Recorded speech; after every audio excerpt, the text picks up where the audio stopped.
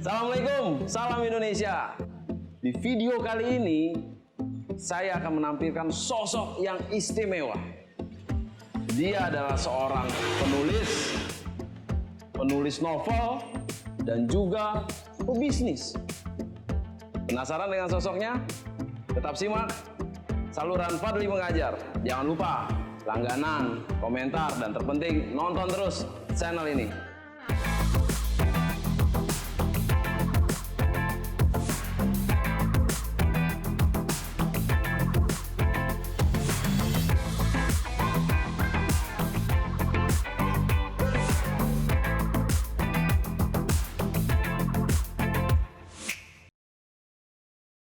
Penasaran kan? Ini dia sosoknya sudah ada di sini, yaitu Mbak Aria Sarjono. Assalamualaikum Mbak Aria. Waalaikumsalam. Kita udah tahu nih belakang nih ada namanya lapar baper. Jadi kalau orang yang lapar, bawaannya baper. Bener nggak sih Mbak? Lapar baper. Apa sih hubungannya lapar sama baper tuh Mbak? Lapar baper, kenapa lapar baper? Yes. Gue udah gitu nonton ini film Aruna dan Lidahnya. Oh, Aruna dan Lidahnya. Aruna dan Lidahnya itu tuh tentang apa gimana? Isinya tuh ceritanya itu kan tokohnya itu melakukan wisata kuliner. Betul. Jadi banyak banget tuh mengekspos makanan-makanan enak, dan gue setelah nonton film itu tuh apa namanya tuh terinspirasi. Jadi lapar dan jadi lapar. Udah baper banget gitu karena ceritanya bagus gitu ya. Iya. Dan itu gue lapar banget, jadi abis nonton itu gue langsung makan food court. Akhirnya gue nemu lapar baper gitu. Jadi gitu. Pertanyaan selanjutnya nih Mbak, kenapa mendalami dunia bisnis ini, khususnya di dunia kuliner lah atau makanan ini? Apa sih dasar dari ini tuh? Apakah emang dunia makanan ini dekat sama dunia Mbak, atau memang passionnya, atau bahasa Indonesianya itu renjana passionnya? Oh gitu ya. Apa tuh Mbak? Jadi sebenarnya sih apa ya? Pertama-tama aku sebut bisnis tuh kesannya keren banget ya. Karena sistemnya udah punya sistem yang rapi, dan hasilnya juga udah membanggakan. Tapi lu sudah bangga nih, tulisannya udah bagus. Kalau apa namanya, kalau wirausaha gitu ya, gue usaha. Wirausaha. Itu sebenarnya itu dari dulu tahun-tahun apa namanya 2010-an gitu ya. Setelah gue ngajar jadi guru gitu. Terus jadi pernah juga apa namanya di media gitu, di majalah gitu ya. Setelah itu gue memutuskan untuk wirausaha. Karena pada saat itu gue tuh gue dulu tuh bingung gitu kan. Sebenarnya apa yang paling gue cintai gitu ya?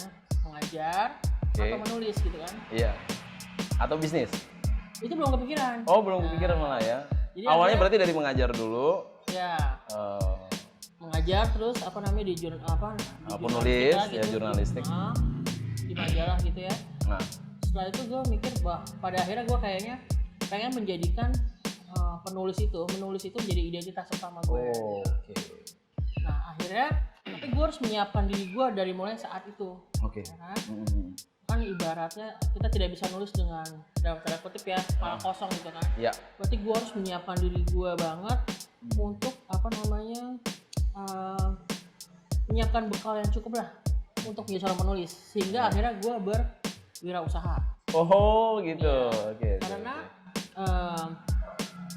dengan harapan gue dengan wirausaha itu, dengan harapan bahwa gue akan mendapatkan passive income, sehingga gue nanti saat gue menulis pun gue tuh udah tenang ya kan. Gue nggak punya tendensi apa-apa dalam menulis, jadi benar-benar enjoy banget. Gue berharapnya seperti itu.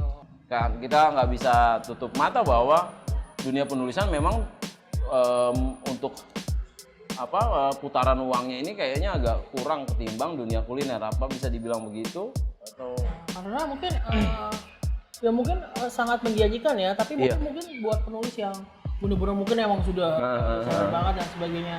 Sekarang gue kan masih emang proses banget ya belajar semua. Jadi gue berharapnya begitu. Tapi ternyata dunia wirausaha sendiri ternyata nggak bisa dianggap enteng ya.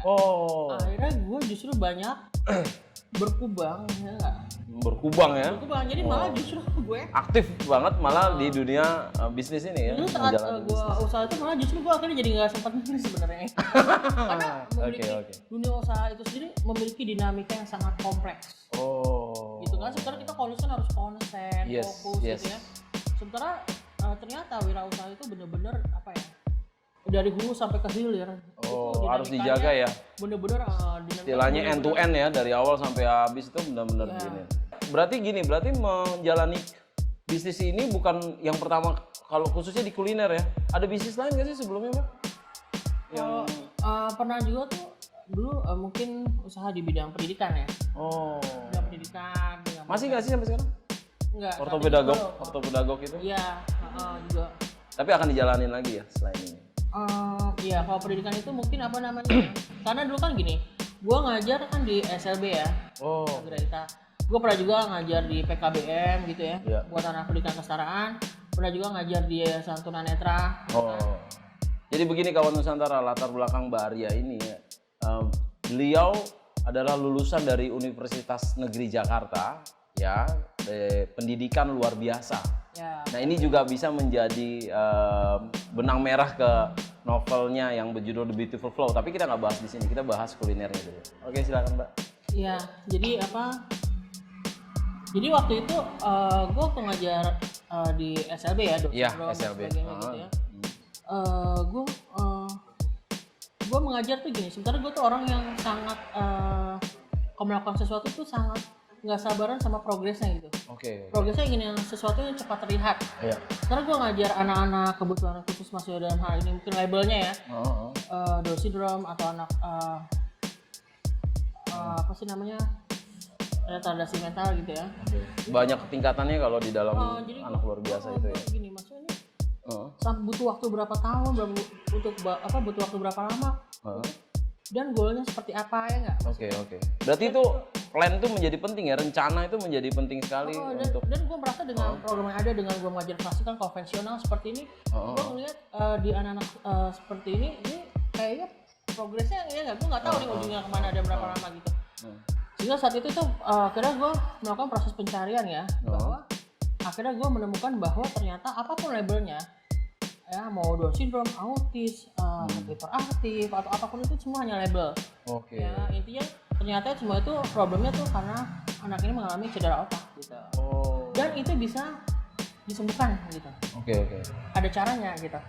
Itu dengan rehabilitasi dan sebagainya gitu. Jadi gue melakukan akhirnya gue bikin tempat sendiri gitu untuk mempraktekkan semua teori dan semua pelatihan yang pernah gue dapat tentang itu. Jadi makanya gue akhirnya gue usaha karena Jadi itu bisnis di bidang pendidikan luar biasa itu juga Mbak Arya jalani juga ya sebelum bisnis kuliner ini ya.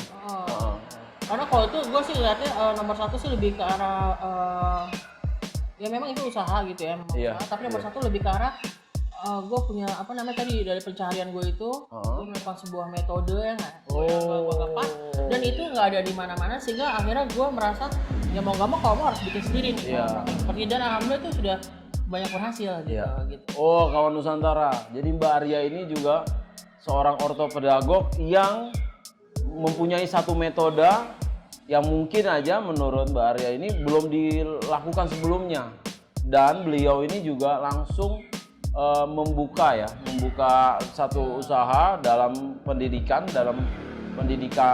luar biasa. Nah ini salah satu bisnisnya selain kuliner ya, tapi bisa dibilang bisnis ya Mbak ya, bisnis pendidikan, tapi kayaknya pendidikan didekat dengan kata bisnis kayak agak. Iya benar, karena mungkin memang biarpun ada usahanya, jadi gue itu paralel dengan reguler. Jadi kalau untuk yang berkebutuhan khusus, gue lebih banyak mungkin di situ proses kayak riset gue sebenarnya gitu. Oke. Karena ada program, ada metode dari Philadelphia gitu ya, bahwa sebenarnya program itu hanya bisa dilakukan oleh orang tuanya langsung gitu buat anak kebutuhan khusus. Tapi bagaimana kalau bukan orang tuanya tapi sebuah lembaga yang mempraktekkan itu tuh seperti apa gitu. Ya itu, jadi gue mencoba itu gitu. Apa sih metode yang waktu itu Mbak temukan? Bukan gue temukan sebenarnya, maksudnya dari pencarian gitu ternyata ada metode namanya metode Glendoman. Oh itu berarti sudah ada. Sudah ada. Jadi Mbak terapkan di dalam. Karena itu aplikasinya sangat susah sekali gitu. Oke. Karena di sekolah atau di klinik atau apa tuh susah. Jadi memang harus itu sebuah tempat rehabilitasi gitu ya. Jadi itu yang gue bikin tuh itu. Gitu. Ya, jadi kawan Nusantara nih, ini kita dari bahas kuliner di awal bergeser jadi bahas usaha Mbak Ari di bidang yang lain, yaitu di bidang ortopedagog atau pendidikan luar biasa, ya. Oke Mbak, kita balik dulu ke lapar baper. Iya. Ya. Biasanya kan kalau orang yang mau buka usaha di kuliner nih pakai nama-nama yang agak unik nih, lapar baper juga udah unik. Terus keduanya adalah warung pemadam kelaparan. Nah mungkin aja di nama-nama menunya yang unik. Apa nama menu yang unik nih di sini? Kalau dulu kan gue pernah waktu apa namanya buka bimbel dulu ya. 10 tahun yang lalu buka bimbel. Sorenya itu kan gue jadikan malamnya itu kan angkringan ya. Oh iya, saya pernah datang. Ya di Jalan Pinang Rawamangun. Nah itu kalau itu konsepnya memang bener-bener jual keunikan makanan. Oh oke.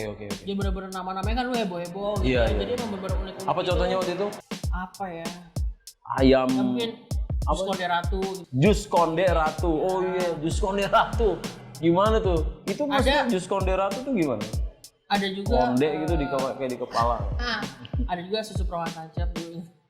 Susu perawan tancap, aduh. Dulu dengan apa namanya gelasnya yang unik itu. Iya, betul. Ada masih di gelas. Iya. Kalau kawan Nusantara ya saya angkringan itu sudah tidak ada, sudah berganti dengan lapar baper. Kalau sekarang mungkin udah nggak main apa namanya, aku udah pernah nyoba yang unik itu. Sekarang mau nyoba yang biasa-biasa aja, cuman memang yang mau diinikan tuh emang ya repeat ordernya aja ya. Nih, kawan Nusantara.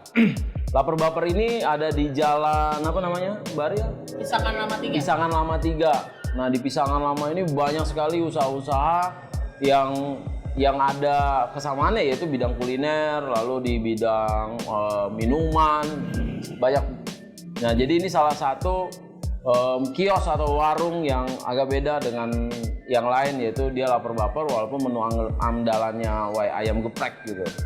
Nah ini tapi mungkin tadi saya sempat kita sempat ngobrol tuh soal menu yang ada yang lucu di sini, apa namanya? Oh, nasi goreng volcano. Berarti kalau bisa meledak gitu apa gitu. Cetakannya aja. Oh, cetakannya kayak volcano. Jadi karena di sini kebanyakan justru marketnya ini family gitu. Oh, oke. Ini family keluarga, jadi justru padahal gue sebenarnya marketnya pengen kan awalnya kan anak muda gitu ya.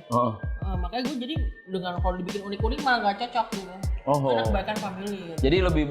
Jadi lebih baik namanya itu yang mudah dimengerti agar si segmentasi dari yang mau makan di sini tuh bisa nggak terlalu mikir ya. Jadi tahu banget bahwa ini ayam terus digeprek. Oke, gitu. Dan juga kebanyakan di sini orang tuh lebih banyak justru take away gitu. Oh, take away ya. Jadi jarang agak jarang ya untuk makan stay gitu ya. Tapi kondisi lagi pandemik begini emang agak ini ya Mbak ya. Oh kalau itu iya, kalau itu udah pasti, udah jelas kalau itu. Jadi lapar baper kali ini kalau videonya diputar di YouTube nih mungkin aja saat diputar ini belum dibuka. Tapi akan dibuka tanggal berapa Mbak? Nanti insya Allah nih mau mulai lagi nih awal Juli kawan. Jadi ditunggu aja kalau ada yang mau mampir ya di Jalan Pisangan Lama ya.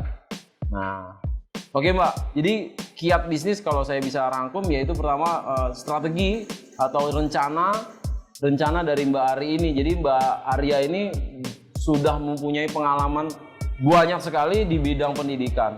Ya, ini kelihatan ya kita ini berada di samping pinggir jalan, jadi banyak banget suara-suara masuk. Nanti suara-suara ondel-ondel segala macam. Nah ini suara-suara jalanan lah. Ini makanya, tapi justru menjadi poin plusnya juga karena gampang didatangi gitu loh, gampang diraih karena di pinggir jalan atau jalan utama. Nah, Mbak Ari ini sudah menjalani bisnis dari mulai ortopedagog, tentu karena Mbak Ari punya latar belakang pendidikan luar biasa, terus masuk juga ke dunia kuliner, tapi ternyata dasarnya adalah dia untuk menjalankan hobi menulis ini dengan lebih tidak mengharapkan terlalu banyak penghasilan dari dunia menulis. Karena menurut dia adalah penulisan itu adalah hobi dia. Nah biasanya orang hobi lebih all out gitu. Jadi lebih mengandalkan perasaan dia ketimbang pesanan tulisan supaya tanpa target gitu. Jadi kalau nulis dengan target nggak sih? Atau tanpa target ya? Lebih enaknya gimana sih? Jadi nih mungkin ada sedikit yang mau gue ini dulu tadi. Iya boleh. Jadi benar kalau dalam dunia ortopedagog gitu ya, dalam dunia mengajar khususnya anak kebutuhan khusus dan juga dunia menulis ini khususnya ortopedagog itu buat gue kalau kemarin-kemarin yang gue lakuin itu dia sebenarnya emang bener-bener murni kayak riset aja. Jadi murni riset. Riset praktek gitu karena semua yang gue dapat pun itu semua emang buat operasional dan bener-bener buat para terapisnya aja gitu. Wow. Jadi kalau misalnya dia pengusaha dalam bidang pendidikan, gue lebih kayak regulernya gitu. Jadi paralel aja seperti itu. Karena kalau itu untuk kalau anak berkebutuhan khusus tuh kayak lebih rasanya tuh lebih kayak panggilan aja gitu ya. Iya. Ya, itu sama-sama kayak nulis ini. Jadi kalau misalnya gue usaha gitu ya, kalau usaha mungkin usaha yang gue anggap paling gue rasain paling nyaman ya. Ya betul. Misalnya gini, kurang lebih dari apa yang gue jalanin beberapa usaha, gue pernah juga usaha di bidang konveksi juga, ini juga gini-gini ya. Beberapa banyak. Gitu. Bisa gitu ya, soalnya bisa gitu. Tapi yang paling bikin gue happy gitu ya, bahagia itu kurang lebih yang di bidang cetakan. Cetakan sama penerbitan ya. Gitu. Penerbitan. Oke. Karena kalau percetakan khususnya ini tambah lagi nih kawan Nusantara nih satu lagi nih kepiawaiannya itu bidang buku. Ya ternyata emang nyetak sendiri. Iya, jadi gue tuh khususnya cetakan buku ya khususnya. Karena gue sangat menikmati prosesnya itu benar-benar dari hulu ke hilir tuh gue benar-benar nikmati banget. Dari mulai praproduksinya, dari mulai editingnya ya nggak, mulai layoutnya, desainnya, ya sampai mengurus ISBN-nya gitu kan. Terus sampai masuk tahapan produksi. Produksinya ya dari mulai bikin mountingnya, platnya gitu kan, sampai naik cetak, sampai di kertas-kertasnya mau penggunaan kertas mana itu gue senang benar, gue benar-benar suka banget dari aroma kertasnya, teksturnya. Jadi gue benar-benar menikmati proses pembuatan buku itu dari awal sampai akhir gitu kan, sampai finishingnya, sampai koreksi warna, sampai gue tuh sampai mempelajari karakter mesin ya dengan kualitas cetaknya seperti apa gitu. Kurang lebih gitu. Jadi di antara semua tuh yang paling bikin gue nyaman dan gue kuasai rasanya gitu ya. Dari hulu ke hilir yang gue sendiri aja bisa dan gue nggak butuh eksekutor lain tim gitu ya. Maksudnya kalau dalam dunia kuliner kan gue butuh eksekutor gitu. Karena gue dalam dunia kuliner gue memang sangat menyukai inovasi dan menyukai eksperimen dan semuanya. Tapi gue tetap butuh eksekutor untuk yang ngejalanin harian dan sebagainya gitu. Betul. Jadi kalau di bidang percetakan, penerbitan buku, nah ini satu lagi yang perlu kawan Nusantara tahu bahwa Mbak Ari ternyata dari semua itu bisa dibilang jadi gini. Apa sih yang mau masyarakat atau kawan-kawan Nusantara ini kenal dari sosok Mbak Ari ya? Penulis kah? Pebisnis kah atau tukang pencetak buku misalnya, apa yang menjadi pertamanya gitu loh? Ya seperti yang tadi saya bahas gitu ya, kalau nomor satu saya tuh pengen identitas saya sebagai seorang penulis. Jadi, catat tuh kawan Nusantara penulis. Jadi, tapi semua yang saya lakukan tuh saya semua sebenarnya benar-benar dengan sadar melakukan semua itu, karena saya jarang banget mau melakukan sesuatu terjun berkubang untuk sesuatu yang tidak saya sukai gitu ya. Itu semua karena itu buat saya tuh menjadi satu rangkaian, pada akhirnya semua nanti akan terkoneksi. Itu sebagai bahan saya, bekal saya tuh rasanya nanti penulis. Dan berarti juga mungkin riset-riset ini juga jadi bahan tulisan Mbak Arya ya di akhirnya terkoneksi juga dari situ, akhirnya dari saya menemukan suatu metode belajar membaca. Betul. Oke, begini kawan Nusantara.